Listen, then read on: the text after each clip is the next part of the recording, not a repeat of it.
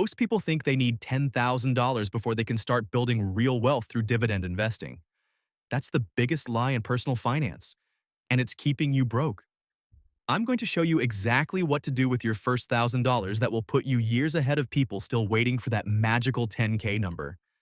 This strategy is so simple that you'll kick yourself for not starting sooner, but so powerful that it can completely change your financial future. Let me tell you about Sarah, a 28-year-old teacher who saved up $1,000 last year. She almost put it in a savings account earning 60 cents a month in interest. Instead, she did exactly what I'm about to show you. Today, 12 months later, that $1,000 is generating $36 every quarter in dividends, and she's already reinvested enough to own shares worth $1,400. More importantly, she's built something that savings accounts never give you: momentum. The conventional wisdom says wait until you have $10,000 because that's when transaction fees become insignificant and you can properly diversify. This advice comes from financial advisors who manage million-dollar portfolios and completely miss the psychology of how real wealth gets built. They're technically correct about the math, but they're dead wrong about human behavior. If you want to start building that momentum today instead of waiting years to hit some arbitrary number, subscribe right now. I drop new videos every Tuesday and Friday showing you exactly how to turn small amounts into serious dividend income, step by step. No theory, just the actual moves that work. Here's what most people don't understand about starting small. The biggest barrier to dividend investing isn't having enough money. It's developing the habits and mindset that make you successful long-term. When you wait until you have $10,000, you skip the most important part of the learning curve. You miss out on the experience of watching your first dividend payment hit your account. You don't get to practice reinvesting. You don't learn how to ignore market volatility when you only have skin in the game with play money. But here's something that's going to surprise you about starting with just $1,000 that even experienced investors don't realize. When you do this right, you actually end up with a psychological advantage that people who start with big money never get. I'll show you exactly what that advantage is and how to use it in just a minute. Let me walk you through the exact strategy that Sarah used, because this isn't about buying random dividend stocks and hoping for the best. This is a systematic approach that maximizes your learning while building real wealth. Step 1 is choosing the right broker. With $1,000, every fee matters. You need a broker with zero commission stock trades and fractional shares. I'm talking about Fidelity, Charles Schwab, or M1 Finance. These aren't affiliate recommendations. They're practical necessities. A $10 trade fee on a $1,000 investment is already a 1% drag on your returns before you even start. Step 2 is where most beginners go wrong. They try to diversify across 10 different stocks with $100 each. This creates what I call diversification paralysis. You own too little of anything to matter, you can't track your investments effectively, and you learn nothing about individual companies. Instead, pick 3 dividend stocks maximum. Not 3 sectors, not 3 ETFs, 3 individual companies you can understand and follow. Sarah chose Johnson & Johnson, Coca-Cola, and Realty Income. Each represents a different type of dividend strategy, but all 3 are simple businesses she could explain to her grandmother. Johnson & Johnson is your defensive healthcare play. It's raised its dividend for 61 consecutive years. This is a dividend aristocrat. Companies that have increased their dividends for at least 25 straight years. With healthcare, you're betting on one certainty: people will always need medicine. Johnson & Johnson currently yields around 2.9%, which means every $1,000 invested pays you about $29 per year in dividends. Coca-Cola is your consumer staples pick, another dividend aristocrat that's increased its dividend for 60 years.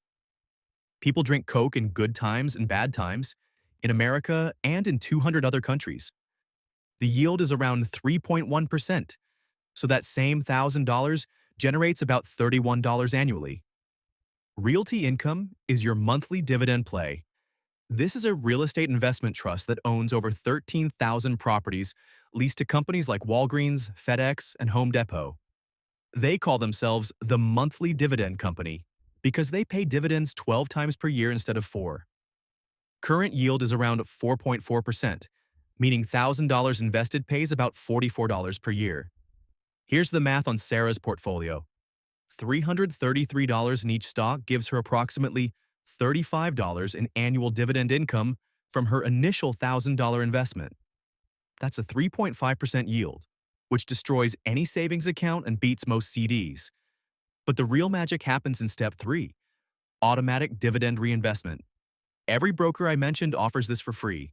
Instead of receiving cash dividends, you automatically buy more shares with every payment. This is compound growth in action, and it's why Einstein allegedly called compound interest the eighth wonder of the world. Let's run Sarah's numbers forward. That $35 in year 1 dividends buys more shares automatically.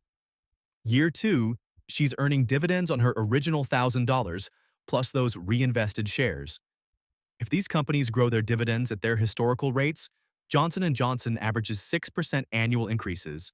Coca-Cola averages 4%. Realty Income averages 3.5%. Her dividend income compounds at roughly 4.5% per year. After 5 years, assuming no additional contributions, Sarah's $1,000 is worth approximately $1,300 and generating $50 annually in dividends. After 10 years, it's worth $1,700, generating $75 annually. After 20 years, it's worth $3,400, generating $160 annually. But here's where it gets interesting, and this is the psychological advantage I mentioned earlier. When you start small, you develop what I call dividend discipline, without the fear of losing serious money.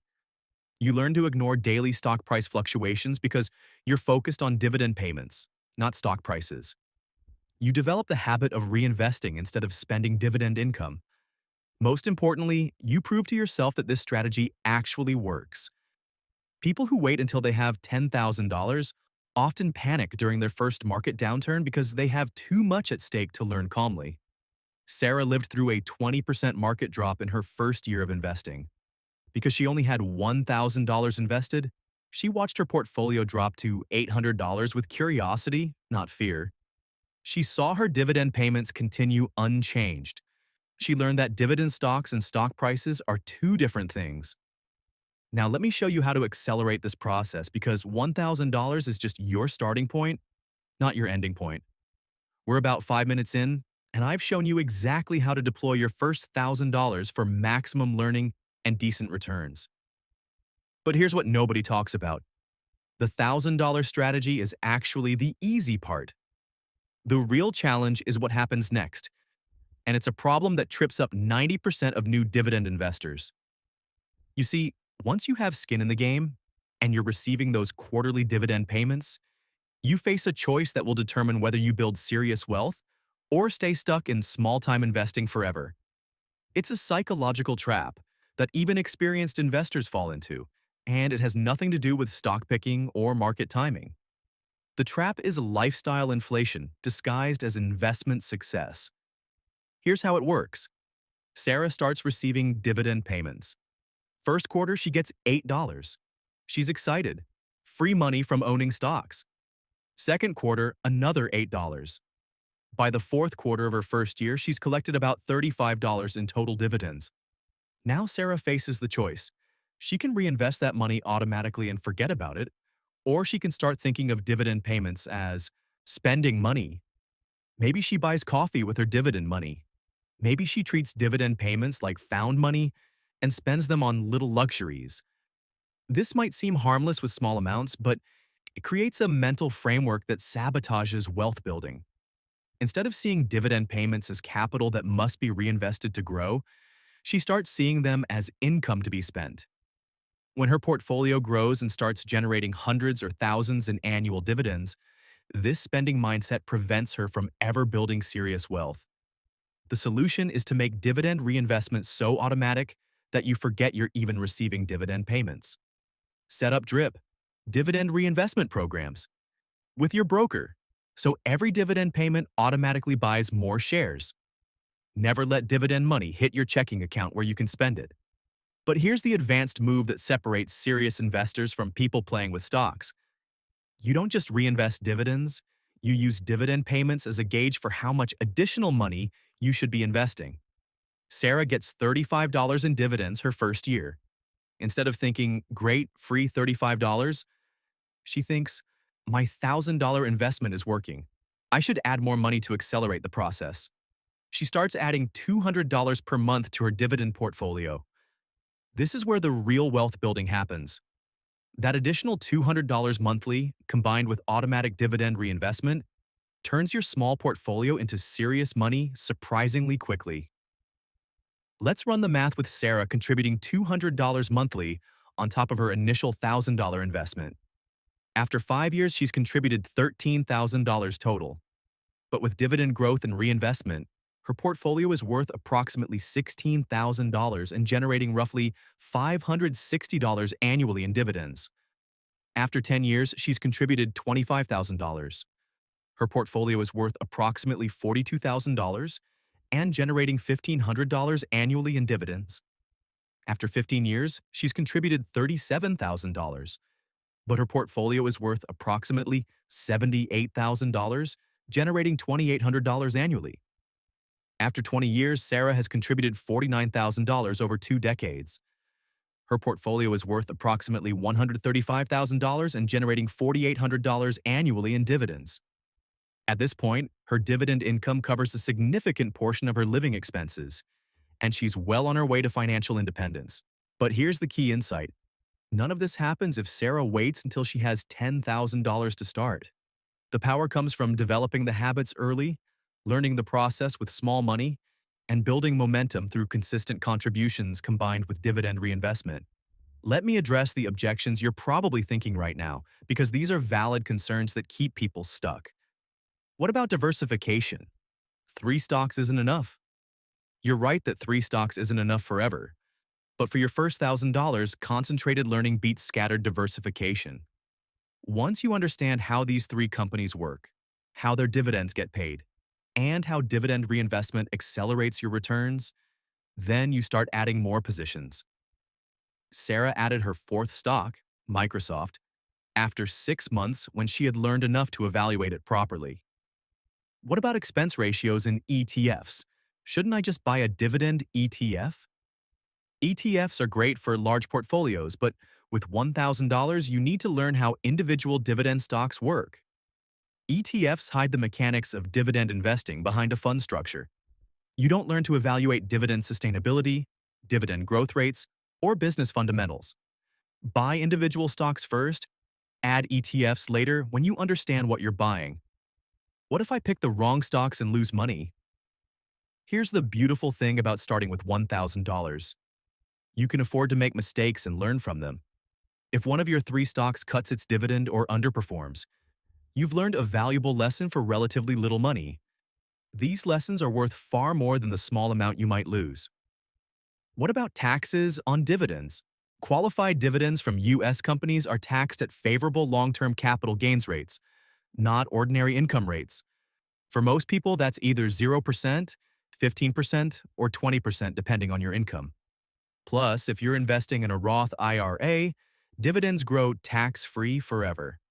Let me show you one more strategy that can dramatically accelerate your results, especially if you're starting with limited money. It's called the dividend snowball, and it works like paying off debt in reverse. Instead of paying off your smallest debts first, you focus your initial investments on your highest-yielding dividend stocks first to maximize your early dividend income. Sarah could have started with 3 different stocks: Realty Income yielding 4.4%, Altria yielding 8.7%, and Verizon yielding 6.8%. This higher yield portfolio would generate approximately $65 in first-year dividends instead of $35. That's almost double the cash flow from the same $1,000 investment. The trade-off is potentially slower long-term growth. High-yield stocks often have slower dividend growth rates than moderate-yield stocks with stronger balance sheets. But for building early momentum and proving to yourself that dividend investing works, starting with higher yields can be powerful motivation. As your dividend income grows and you add more money each month, you gradually shift toward higher quality, lower-yielding stocks with faster dividend growth. This gives you the best of both worlds: immediate cash flow to build confidence and long-term growth to build wealth. Here's what Sarah's accelerated plan looks like. Start with higher yielding stocks for immediate cash flow, or reinvest all dividends automatically, add $200 monthly in new investments, and gradually shift toward higher quality dividend growth stocks as the portfolio grows. After 1 year, she has approximately $1,400 invested, generating roughly $90 in annual dividends. After 3 years, approximately $7,400 invested, generating approximately $450 annually. After 5 years, approximately $13,000 invested, generating approximately $850 annually. The momentum becomes undeniable. Every quarter, dividend payments arrive automatically. Every quarter, those payments buy more shares automatically. Every month, she adds more money to accelerate the process. The portfolio grows from both contributions and dividend reinvestment.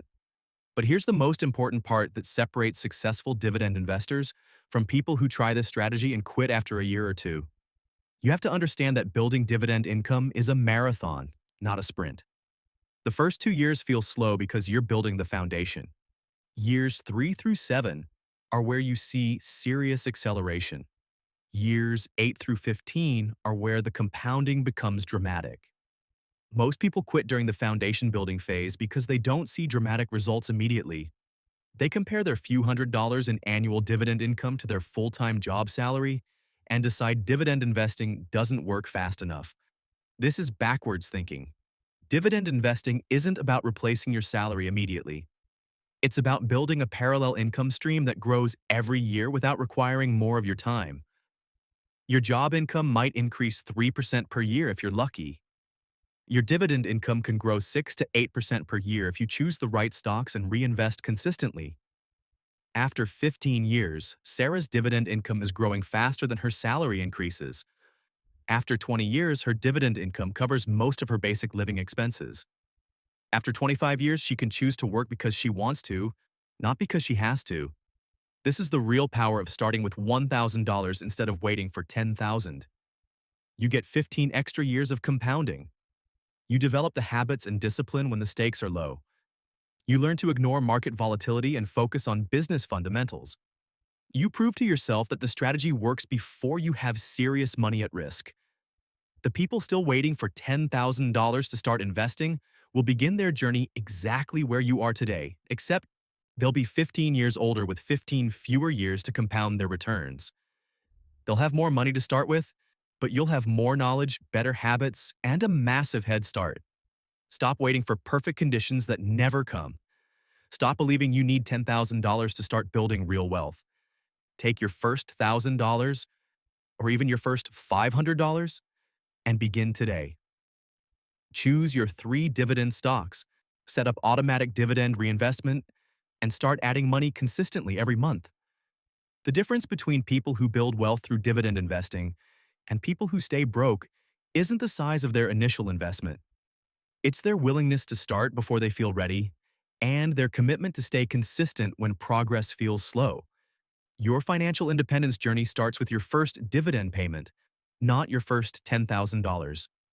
If you want to understand the deeper psychology behind why some dividend investors successfully escape the rat race while others stay stuck in small-time investing, check out my video, The Psychology of Dividend Investors Who Escape the Rat Race. It reveals the mental frameworks that separate investors who build life-changing wealth from those who just collect small dividend payments forever. The $1,000 in your savings account right now isn't waiting money. It's wealth-building money. Use it.